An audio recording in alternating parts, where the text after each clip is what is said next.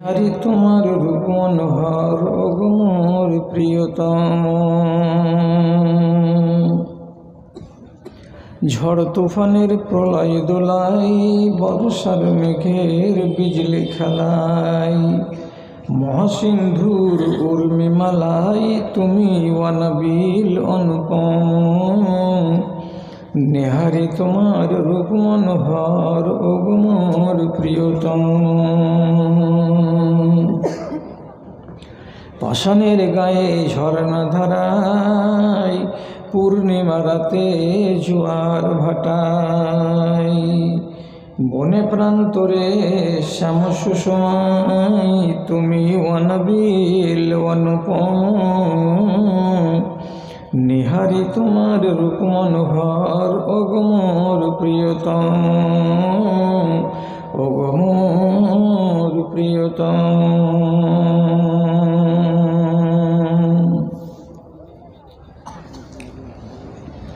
श्रद्धेय सभापति साहेब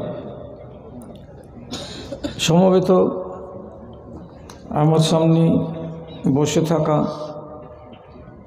ज्ञान पिपासु दिन दरदी मुसलिम भातृबृंद तथा मजलिसेर आड़ाले महिला महले स्क्रीनेर सामने बसे थाका आमार स्नेहेर मा ओ बोनेरा आल्लाहर शुक्रिया आदाय करछि जे दीर्घदिनेर व्यवधान के घुचिए जामिया रहमानियार उन्नतिकल्पे अनुष्ठित ए जालसाय डाक पे पुनर्बार आपनादेर मुखोमुखी हওয়ার सुयोग पेয়েছি आल्लाह दिएছেন।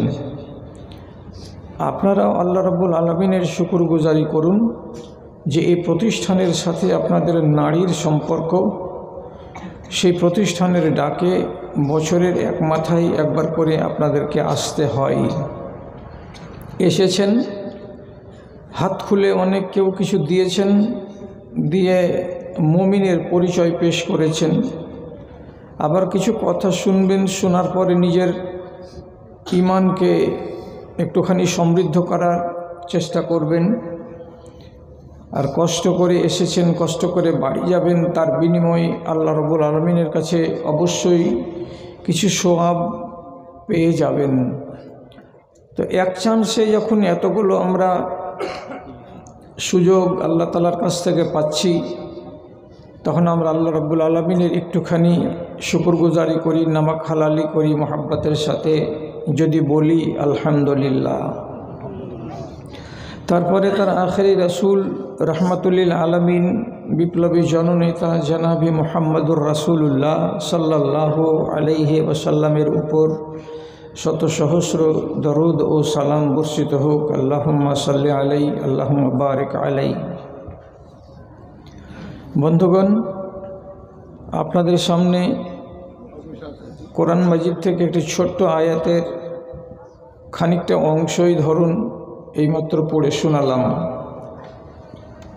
এই আয়াতের ভেতরে আমাদের গৌরবের এবং আমাদের ঈর্ষার ও অহংকারের কথা আল্লাহ রাব্বুল আলামিন ঘোষণা করেছেন।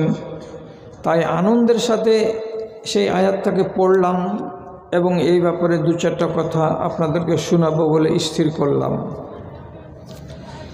আমরা হলাম আল্লাহর ঘোষণা অনুযায়ী পৃথিবীর শ্রেষ্ঠ জাতি। আল্লাহ তাআলা বলছেন খায়রে উম্মত। খায়র মানে কি? ভালো। পৃথিবীতে আরও উম্মত গত হয়ে গেছেন, প্রত্যেক নবী নিজের অনুগামীদেরকে ছেড়ে গেছেন, তারা সব আলাদা আলাদা আলাদা আলাদা উম্মত। তেমনি আমরাও একটা উম্মত। আমাদের আদি পিতা হযরত আদমের অনুগামী যারা, তাদেরকে রব্বুল আলামিন উত্তম উম্মত বলে ঘোষণা করেননি। হযরত ইব্রাহিম আলাইহিস সালাতু ওয়াস সালাম জাতির জনক, তিনি যে এতগুলো নিদর্শন দুনিয়ার মাটিতে ছেড়ে গেছেন, তার মতো একজন মহান পয়গম্বরের উম্মতকে আল্লাহ তাআলা শ্রেষ্ঠ উম্মত বলে ঘোষণা করেননি। মাঝখানে আরও অনেক নবী গত হয়ে গেছেন, সবশেষে আখিরি পয়গম্বর রহমতুল্লিল আলমিন জনাবে মুহাম্মদুর রাসূলুল্লাহ সাল্লাল্লাহু আলাইহি ওয়াসাল্লামের উম্মতকে আল্লাহ তাআলা শ্রেষ্ঠ উম্মত, খায়র উম্মত বলে ঘোষণা করেছেন। কেন আপনি এত ইজ্জত পেলেন, সম্মানটা পেলেন, অথচ আমরা তো সহি হাদিস মূলে বাঁচি 60 থেকে 70 বছর। এই উম্মতের জন্য রব্বুল আলামিন আয়ু নির্ধারণ করে দিয়েছেন। আমরা তো ইবাদত করি কম। আমরা যদি 70 বছর বাঁচি তো 15 বছর গোড়ার দিকে মাইনাস, তাহলে বাকি দিন গোটা আমরা ইবাদতে কাটালাম। হযরত ইব্রাহিম আলাইহিসসালাতু ওয়াসসালাম এবং তার উম্মতরা 200-250 বছর করে বেঁচেছেন। তারা এত লম্বা সময় ধরে নামাজ, রোজা, হজ, যাকাত করেছেন। হযরত আদমের যেগুলো উম্মত, তারা 1000 বছর, 800 বছর, 900 বছর বেঁচেছেন এবং তাদের মতো করে তারা আল্লাহর ইবাদত করে মরেছেন। তাহলে ওরা এত লম্বা চওড়া ইবাদত করে মরছেন আর আমরা এত শর্ট সময় ইবাদত করে মরছি, তো তাদের ইবাদতের সামনে আমাদের ইবাদত কতটা? তথাপি রব্বুল আলামিন এই 60 বছরের এক বান্দাকে বা এই উম্মতকে তিনি বলছেন তোমরা শ্রেষ্ঠ উম্মত। এটা কিসের জন্য রব্বুল আলামিন এতটা প্রাপ্য আমাদেরকে দিলেন? এর পেছনে একটা কথা মাথায় রাখবেন। কয়েকটা কথার ভেতরে যেটা মেন কথা সেটা আপনাকে বলছি। আল্লাহ তাআলার নিয়ম ছিল, আগেকার পয়গম্বরগণ দুনিয়াতে আসতেন, যতদিন তিনি বাঁচতেন ততদিন তিনি এই দুটো কাজ করে যেতেন, আমর বিল মারুফ আর নাহি আনিল মুনকার। ভালো কাজে আদেশ দান, মন্দ কাজে নিষেধ করুন। এই দুটো কাজ করতেন কারা? তো আম্বিয়ারা। যখন নবী মরে যেতেন সেই কাজ স্থগিত হয়ে যেত। এবার ওই আগেকার নবীর ছেড়ে যাওয়া আদর্শগুলো যেভাবে যতদিন মানুষ পেরেছে টিকিয়ে রেখেছে, আস্তে আস্তে আস্তে আস্তে আস্তে বিলীন হয়ে গেছে। আবার নতুন নবী এসেছেন, নতুন নবী আবার সেই কাজ চালু করেছেন। কিন্তু নবী মরে যাওয়ার পরে কোনো উম্মতকে রব্বুল আলামিন এই কাজের দায়িত্ব দেননি। নবী ইব্রাহিম মারা গেলেন তো ইব্রাহিম নবীর উম্মত তোমরা এই কাজ করবে। নবী নূহ মারা গেলেন তো তারপরে তার উম্মত যারা থেকে গেলে তোমরা এই কাজটা চালিয়ে যাবে। এই রকম আদেশ আল্লাহ তাআলা করেননি। ওরা ছিল আজাদ। নবীর ছেড়ে যাওয়া কথাগুলোকে যতদূর পেরেছে মেনেছে, আস্তে আস্তে বিলীন করে দিয়েছে। কিন্তু আখেরি নবী দুনিয়াতে এলেন, তারপরে তিনি তার 63 বছরের জীবনকে ক্ষয় করে দিয়ে যখন চলে গেলেন, রব্বুল আলামিন এই উম্মতকে এইটুকু সম্মান দিয়ে গেলেন যেটা নবীজি আমাদের জন্য ছেড়ে গেলেন, বলে গেলেন, দিয়ে গেলেন। এটা হচ্ছে দাওয়াত এবং তাবলীগের কাজ। অর্থাৎ নবীর অবর্তমানে এই কাজ চালিয়ে যাবে উম্মতেরা।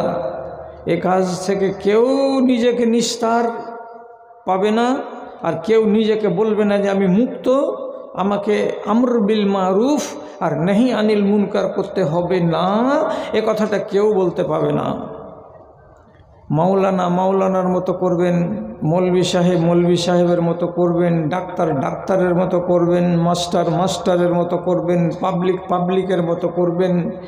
এমন পর্যন্ত কি আপনার যদি একটা কথা জানা থাকে আর এই কথাটা ঠিকভাবে যদি আপনি শুনে থাকেন, কোনো মুআল্লিমের কাছ থেকে শিখে থাকেন, ওই একটাই কথা আপনাকে পৌঁছাতে হবে আপনার অন্য ভাইয়ের কাছে যে ভাই জানে না। তাহলে বিশাল বড় দায়িত্ব আমার কাঁধের উপরে আছে। আমরা যত লোক আছি পৃথিবীতে বেঁচে মুসলমান, সবার উপরে চোখের সামনে যদি মুনকার দেখতে পাই তা আমি গর্জে উঠব, আর দরকার লাগতে গেলে আমি ভালো কাজের জন্য যেখানে সুযোগ পাবো সেখানেই কথা বলবো। এ দুটো মহান কাজের জন্য রব্বুল আলামিন আমাদেরকে বললেন তোমরা হলে খাইরে উম্মত, তোমরা হলে শ্রেষ্ঠ উম্মত, তোমরা হলে উত্তম জাতি পৃথিবীর উম্মতদের মধ্যে। ভাই আমার, এই শ্রেষ্ঠত্ব আপনি যদি নিজের ধর্মকে ধারণ না করেন তো কি দিয়ে হবে? ধর্ম এসেছে আপনাকে ভদ্র বানাতে। আমাদের বাপ দাদারা যেগুলো 33 নম্বর পিঢ়ি গত হয়ে গেছেন, আবু বকর, উমর, উসমান, আলী, তিনারা ধর্মকে ধারণ করেছিলেন, করে নিজেদেরকে পরিচয় দিয়েছিলেন যে আমরা খায়রে উম্মত। এখন আপনি যদি ধর্মকে ধারণ না করেন আর তারপরে যদি গলাবাজি করেন যে আমি শ্রেষ্ঠ উম্মত, এটা কি মানাবে? এটা কি চলবে? ধর্ম ধারণ করতে গেলেই ধার্মিক হয়। আর ধর্মকে যদি কেউ বলে যে গিলাসে গুলে খাওয়ার জিনিস, এটা নয়। ধর্মকে আপনার দেহের ভেতরে দেখতে পাওয়া যাবে। ধর্ম কিছু কিছু আপনার অন্তরের ভেতরে লুকিয়ে থাকবে। যেটা লুকিয়ে থাকার সেটা আমি দেখতে পাবো না, কিন্তু যেটি বাইরে থাকার সেটি যেন আমি দেখতে পাই। এটা হলো ধার্মিকের পরিচয়। যদি বাজারে যান, একটা লোক দেখতে পান মাথায় বড় পাগড়ি, বড় বড় দাড়ি, মোচ কাটেনি, মোচও বড় বড়, হাতে একটা বালা এবং তার কোমরের কাছে সাইডে ঝুলছে একটা লম্বা তরবারি, খাপের মধ্যে ঢুকানো আছে। আপনি দেখলে বুঝে নেবেন এটা কে? এটা একজন শিখ। সে তার নিজের ধর্মকে ধারণ করে আছে বলে আপনি ওকে চিনে নিলেন যে এটা শিখ ধর্মের লোক। আমি যেন আপনাকে চিনতে পারি যখন আমি ধুলিয়ান বাজারে কোনো এক দোকানে গিয়ে বসবো, আমি ট্রেনে গিয়ে যখন সিটে বসবো, আপনার ডানে আর আমার বামে আপনাকে দেখে আমি যেন বলতে পারি এই লোকটা হচ্ছে মুসলমান। কি দেখে বলবো? আপনি ধর্মকে ধারণ করবেন তা দেখে আমি বলবো। কিন্তু পরিস্থিতি কি তাই? আজ কি এইরকম সিচুয়েশন আছে যে আমার ডানে আমার বামে, দোকানে পাটে, হাটে মাঠে ঘাটে বাজারে সর্বত্রই এত হাজার হাজার লক্ষ লক্ষ মুসলমান, কিন্তু আপনার বুকে কতটুকু আলো আছে, আপনার চোখে এতটুকু জ্যোতি আছে, আপনি বলতে পারবেন সাহস করে যে এটা আমার জাতি এবং একে একটা সালাম দিই আসসালামু আলাইকুম বলে? অবস্থা এইরকম নয়। মানুষ ধর্মকে ধারণ করে না। যদি এটা না থাকে তাহলে পরে জেনে রাখবেন আপনি নিজের যেটা সার্টিফিকেট পেয়েছিলেন সেটা আপনার হাতছাড়া হয়ে যাবে। আমি বলছি না, হযরত উমর ফারুক রাদিয়াল্লাহু তাআলা আনহু এই উম্মতে মুহাম্মাদীর দ্বিতীয় শ্রেষ্ঠ ব্যক্তি হযরত উমর রাদিয়াল্লাহু তাআলা আনহু বলছেন, তার কথাটা তো কমসে কম মানুন। উনি নিজে বলছেন, কুন্না আযাল্লা কওমিন আযানাল্লাহু বিল ইসলাম। আমরা ছিলাম সবচাইতে ঘৃণিত জাতি আল্লাহর দুনিয়ায়। আমরা ছিলাম সবচাইতে লাঞ্ছিত জাতি আল্লাহর দুনিয়ায়। আমাদের মতো অসভ্য, আমাদের মতো বর্বর, আমাদের মতো ছোট লোক আল্লাহর দুনিয়াতে একটাও আর কেউ ছিল না। আমরা এমন কোন কাজটা আছে দুনিয়াতে যেগুলো আমরা করতাম না? চুরি করা আমাদের কাজ ছিল, ডাকাতি করা আমাদের কাজ ছিল, নারীদেরকে বেইজ্জত করা আমাদের কাজ ছিল, মরা মানুষের গা থেকে কাফনকে খুলে নিয়ে পালিয়ে আসা আমাদের কাজ ছিল, মানুষের রাস্তাকে আলগে দিয়ে তার জীবন মেরে মালকে লুটে নেওয়া আমাদের কাজ ছিল। যত রকমের অন্যায় অনাচার অবিচার সব কিছু আমরা করতাম। এই জন্য আমরা ছিলাম দুনিয়ার সবচাইতে লাঞ্ছিত জাতি। কিন্তু 13 বছরের মক্কি জিন্দেগি আর মদিনার 10 বছরের মাদানী জিন্দেগি, রাসূলুল্লাহর এই 23 বছরের জিন্দেগিতে আমরা নিজেদেরকে বদলে নিলাম। আমাদের ওই আগেকার চরিত্রগুলোকে আমরা ভুলে গেলাম। আমরা আমাদের বদ স্বভাবগুলো, বদ চরিত্রগুলোকে সমলে ছুঁড়ে ফেলে দিলাম। ফলে আমরা কি হলাম? তিনি এবার কি বলছেন? আযানাল্লাহু বিল ইসলাম। আল্লাহ রাব্বুল আলামিন আমাদেরকে ইসলামের বদৌলতে সর্বশ্রেষ্ঠ জাতি হিসাবে আমাদেরকে সুযোগ করে দিয়েছেন। আমাদের মতো বড় লোক আল্লাহর দুনিয়াতে আর কেউ নেই। আমাদের মতো মুহাজ্জাব, আমাদের মতো ভদ্র, আমাদের মতো সভ্য জাতি আল্লাহর দুনিয়াতে আর কাউকে পাওয়া যাবে না। কিসের দৌলতে আমরা ভদ্র হলাম? তিনি বলছেন ইসলামের বদৌলতে আমরা বড় লোক হলাম। তাহলে সাহাবায়ে কেরাম ধর্মকে ঠিক ধারণ করেছিলেন। মুনকার চোখের সামনে দেখতে পেলে কেউ রুখতেন না, সাথে সাথে প্রতিবাদ করতেন। এমন পর্যন্ত নিজেরও সমালোচনা করতেন এবং নিজের মুহাসাবা করতেন, আমি কাজ কেন করতে গেলাম, আমার দ্বারা এ ভুল কেন হয়ে গেল বলে অনেক সাহাবী নিজের নফসকে, নিজের আত্মাকে পর্যন্ত মালামত করেছেন যে এই কাজটা হওয়া উচিত ছিল না রে মন, কিন্তু তুমি করলে কেন? এটা কি একদিনের ব্যাপার? এটা কি একজনের ব্যাপার? দুটো বৈশিষ্ট্যকে যখন আমি ধারণ করব তখন হব শ্রেষ্ঠ উম্মত। ভালো কাজের আদেশ করব, মন্দ কাজ থেকে বিরত রাখবো। এ দুটো কাজ আমাদের জমানা থেকে উঠে গেছে, যার কারণে আজ সমাজে যত রকমের দুর্নীতি, অন্যায়, অবিচার, হারাম কাজ সব চলছে। রোকবে কে? আপনি কি কাউকে বাধা দিতে চেষ্টা করেছিলেন? আমি কি কোনোদিন কাউকে মুনকারের বিরুদ্ধে গর্জে উঠে নিষেধ করতে গেছি? আমরা যাই না। জেনে রাখবেন, একটা অন্যায় কাজ যদি গোটা গ্রামবাসী দেখে দেখে দেখে দেখে দেখে অভ্যস্ত হয়ে যায়, 3 থেকে 4 বছরের মাথায় সে অন্যায় কাজটা নেই হয়ে যায়। একটা মুনকার কাজ, একটা ঘৃণিত কাজ, যেই কাজটাকে হয়তো একজন লোক করলো, 2 জন লোক করলো, 3 জন লোক করলো, প্রথম প্রথম খারাপ লাগলো, কেউ তাদেরকে বাধা দিতে গেল না। তো যদি মানুষ নীরবতা পালন করে আর মুনকারের বিরুদ্ধে যদি দেশ গর্জে না উঠে, সমাজ গর্জে না উঠে, তাহলে সেই মুনকারটা 5 থেকে 7 বছরের মাথায় স্বাভাবিক নিয়ম হিসেবে দেখা দেবে, মানুষকে আর খারাপ লাগবে না। এটাই নিয়ম। আজকে 25 বছর আগে আমাদের মালদা মুর্শিদাবাদে শ্বশুরের কাছ থেকে টাকা নিয়ে বিয়ে করা, এই চলনটা 1000টার ভেতরে কোনো একটা ছিল, তাছাড়া শুনতাম না, জানতাম না, দেখতাম না। এগুলো ছিল দক্ষিণ দিনাজপুর এবং উত্তর দিনাজপুরের মানুষের ভিতরে কিছু কিছু অভ্যাস। কেন যে তারা হিন্দু মেজরিটিতে বাস করত, অল্প সংখ্যক মুসলমানেরা তাদের ডানে আর বামে হিন্দু তেহজিবকে তারা দেখে খানিকটা অনুকরণ করতে শিখে নিয়েছিল, নিয়ে তারাও পণ নিয়ে বিবাহ দিত আর বিবাহ করত। এই জিনিসটা একটু করে ঢুকলো আপনার আর আপনার গ্রামে।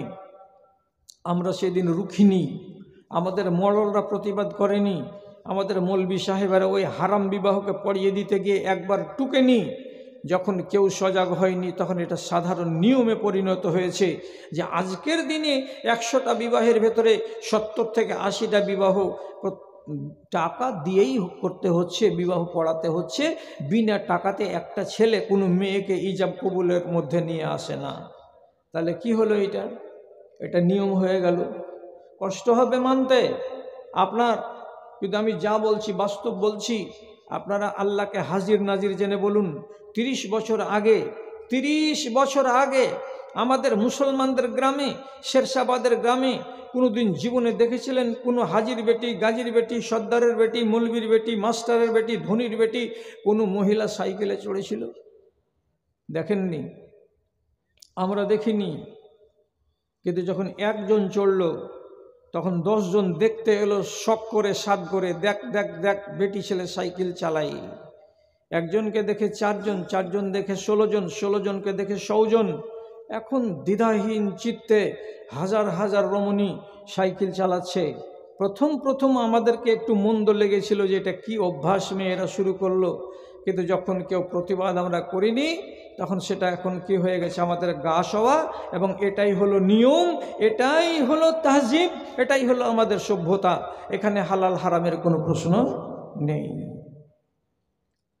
যেদিন মানুষেরা মুনকারকে দেখে চুপচাপ বসে থাকবে, প্রতিবাদ করবে না, অথচ হাতে বল আছে প্রতিবাদ করার, ক্ষমতা আছে প্রতিবাদ করার, অথচ প্রতিবাদ করবে না, আপনার সার্টিফিকেট আল্লাহ তাআলা কেড়ে নিবেনি।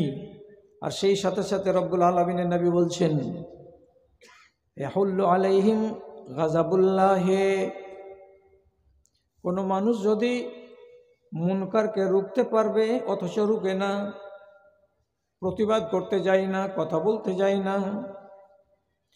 তাহলে এই অবস্থায় রাসূলুল্লাহ বলছেন, ইন্নাল্লাহা লা ইউআযিবুল আম্মাতা বিআমালিল খাসাতি ইল্লা আন্নাহুম কাদিরুনা। কিন্তু কোনো মানুষ যদি ক্ষমতা রাখে এটাকে রোধ করার, তারপরেও যদি রোধ করতে না যায়, তো নবীজি বলছেন ওই কওমের উপরে আল্লাহ রাব্বুল আলামিনের আযাব চলে আসে, সেটা হালাল হয়ে যায়। তোমরা মুনকারকে রোধ করবে না, তোমরা অন্যায়ের বিরুদ্ধে গর্জে উঠবে না, অথচ তোমাদের হাতে ক্ষমতা ছিল। তো তাহলে তোমরা কি বোবা শয়তান? তো তোমাদের উপরে আমার আযাব আসা জায়েজ? তোমরা তো ঈমানদার নও, সুতরাং তোমরাকে আযাবে গ্রেফতার করে দিতে গেলে আমি আল্লাহ রাব্বুল আলামিনকে এটা অন্যায় করবো? তা তো করবো না। এখন মুসলমান যখন দিন থেকে যে হারে সরে যাচ্ছে, সেই হারে মুসলমানকে আল্লাহর আযাব আস্তে আস্তে করে ঘিরে ধরছে। মুর্শিদাবাদের মুসলমানের কোনো ঝামেলা নেই, খুব সুখে আছেন। আল্লাহর 10 বার করে শুকরিয়া আদায় করবেন। বিশাল বড় ঘটনা ঘটতে বেঁচে গেছে। এটা তো মুর্শিদাবাদেরই, এখান থেকে কতটা দূর? বহরমপুরের একটু আগে বেলডাঙ্গা কত দূর? আগুন আল্লাহ তাআলা নিভিয়ে দিয়েছেন, এটা 1000 বার লাখ শুকরিয়া আদায় করি আল্লাহ তাআলার। সুখে আছেন।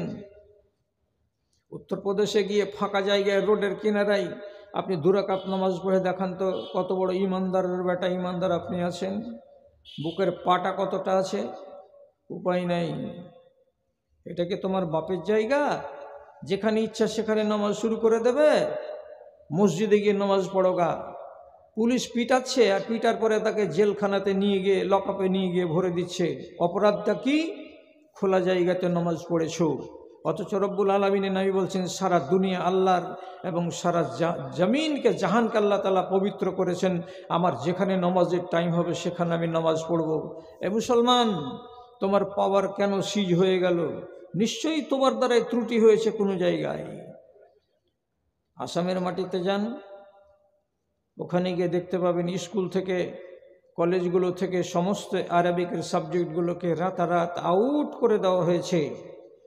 স্পষ্ট ভাষায় বলা হচ্ছে এইগুলো মাদ্রাসা পড়িয়ে একটাও মানুষ ভারতবর্ষের মাটিতে কাজের যোগ্য হবে না। অতএব মাদ্রাসা পড়াবে কেন? সব বন্ধ করে দাও। 18 বছর বয়সের নিচে, আজ 10 বছর আগে এমন কিছু ছেলে মেয়ে বিবাহ হয়েছিল যারা 3টা বাচ্চার মা বাপ। আজকে তাদের পুরাতন নথিকে বের করে প্রমাণ করে দেখছে যে এই মেয়েটা 18 বছরের নিচে ছিল, তখন তার বিয়ে দিয়েছে তার বাবা, আর বিয়ে করেছে এই ছেলেটা। এইরকম লোকগুলোকে প্রায় 22 থেকে 23 হাজার বাপকে এবং জামাইকে জেলখানায় ভরে রাখা আছে। কেন? যে তুমি হলে বলাৎকারী, তুমি হলে ধর্ষণকারী। ভারত সরকারের আইন 18 বছরের নিচে কোনো মেয়েকে বিবাহ করা যাবে না, আর তুমি করেছো, তোমার স্ত্রীর পেট থেকে 3টা বাচ্চা হয়েছে, এখন জেলের ভাত খাও। কোথায় আছো মুসলমান? ইজ্জত গেল কোথায়? ইমানদারিটা আমি যখন নিজে নষ্ট করেছি, সেটা কি? রাসূলুল্লাহ বলেছেন আমার আযাব আসা হালাল হয়ে যায় কখন? যখন মানুষের হাতে পাওয়ার আছে অথচ তারা অন্যায়কে রোধ করে না, তখন আমি দেশটাকে বরবাদ করার জন্য তৈরি হয়ে যাই। মুনকারের বিরুদ্ধে কথা বলা লোক এদেশের মাটিতে নেই। ভালো করে শুনেন। আম্মা আয়েশা বাড়িতে বসে আছেন, হঠাৎ করে ফুফুর বাড়ি বেড়াতে এসলেন ভাতিজি আব্দুর রহমান বিন আবু বকর সিদ্দিকের মেয়ে হাফসা রাদিয়াল্লাহু তাআলা আনহা, যুবতী মেয়ে ছেলের। ওয়া আলাইহা খিমারুন রাকিকুন, হাফসার মাথার উপরে একটা পাতলা পেনপেনে ওড়না ছিল। এই ওড়নাটা দিয়ে হাফসার চুলগুলো দেখা যাচ্ছে, গলাগুলো দেখা যাচ্ছে। মা আয়েশার বাড়িতে দেখা করতে এলেন, কাজের জন্য এলেন। কে? তো হাফসা। আম্মা জান আয়েশা কাছে ডাকলেন ভাতিজিকে, আর ডাকার পরে যখন মুখোমুখি হয়ে দাঁড়িয়ে গেছে, তখন তার মাথা থেকে ওই ওড়নাটাকে জোর করে টেনে হিঁচড়ে নামিয়ে দিলেন। দেওয়ার পরে ও সাক্ষা সাক্ষাই নেই, তার চোখের সামনে দুটোকে ফেড়ে চিড়ে দুখানা করে দিলেন। আর দেওয়ার পরে বলছেন বাড়ির ভেতর থেকে একটা গপস একটা মোটা ওড়না নিয়ে আসলেন। আসার পরে ভাতিজির মাথার উপরে চাপিয়ে দিলেন। আর দেওয়ার পরে বলছেন একটা কুমারী মেয়ে ছেলে, একটা যুবতী মেয়ে ছেলে বাইরে যাবে, এরকম পাতলা জেরে কাপড় পরে কোনো দিন যেতে পারবে না। তার উচিত হবে এরকম মোটা কাপড় মাথায় গায়ে দিয়ে ঘাড়ে চাপিয়ে, যাতে করে কাপড় দিয়ে তার শরীর দেখা না যায়। এটা কি? একটা মেয়ে ছেলে দেখতে পেল চোখের সামনে মুনকার। এটা যদি আমি হতে দিই তাহলে আমার ভাতিজির মতো আর 10টা ভাতিজি এইরকমই পোশাক ধারণ করতে শুরু করবে। তা কেন?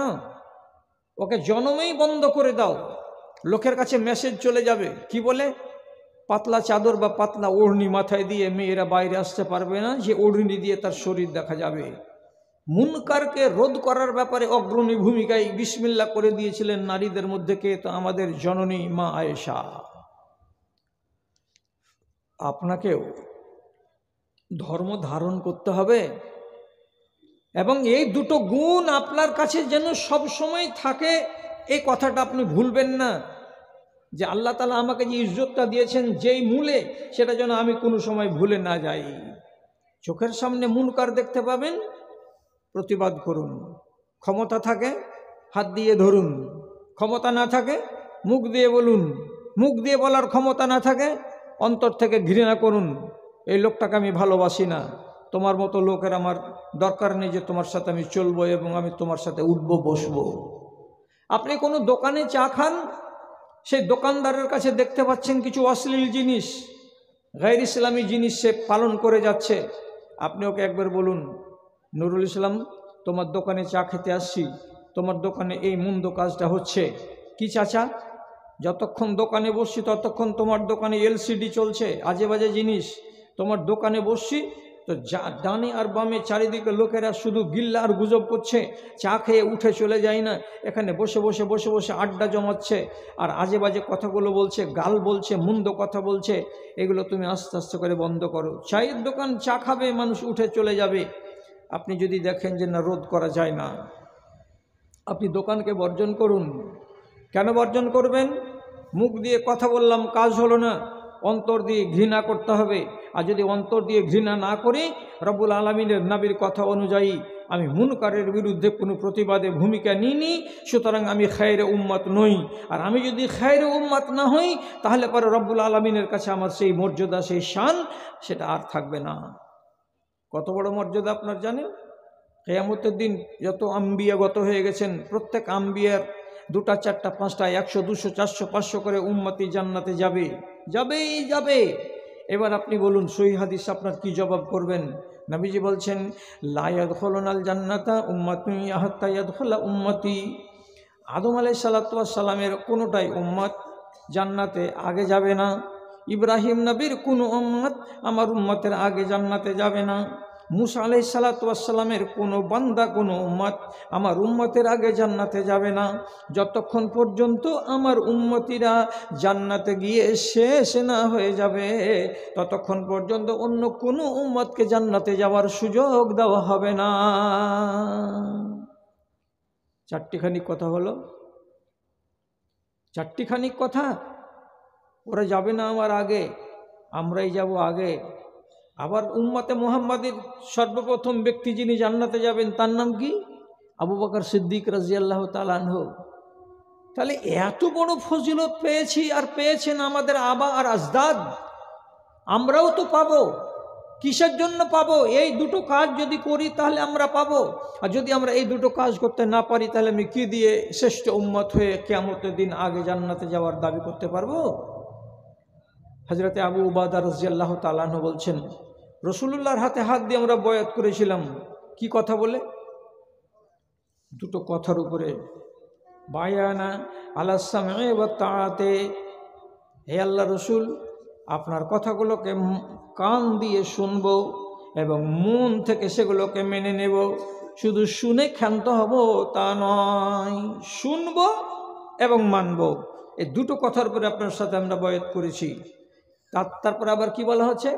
ফিল মানশাতে ওয়াল মাকরাহে, আমি যদি সুখে থাকি তবু আপনার কথাগুলোকে মানব, আমি যদি দুঃখে থাকি তবু আমি আপনার কথাগুলোকে মানব, আমার যদি সচ্ছলতা থাকে তখন আপনার কথাগুলো মানব, আর আমার যদি সচ্ছলতা না থাকে, আমি যদি গরিবের হালাতে পড়ে যাই তবুও আপনার কথাকে মানব, আপনার কথার ডান বাম এক কিঞ্চিত পরিমাণে করব না।